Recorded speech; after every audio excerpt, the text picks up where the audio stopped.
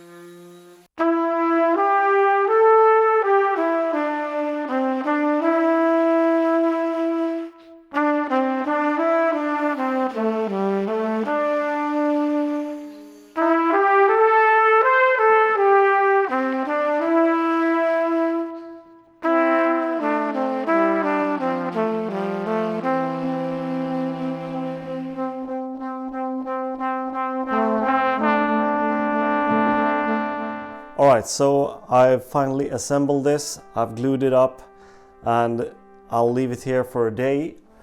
But when that is drying, I'm going to try to make the handles, and that involves bending this brass.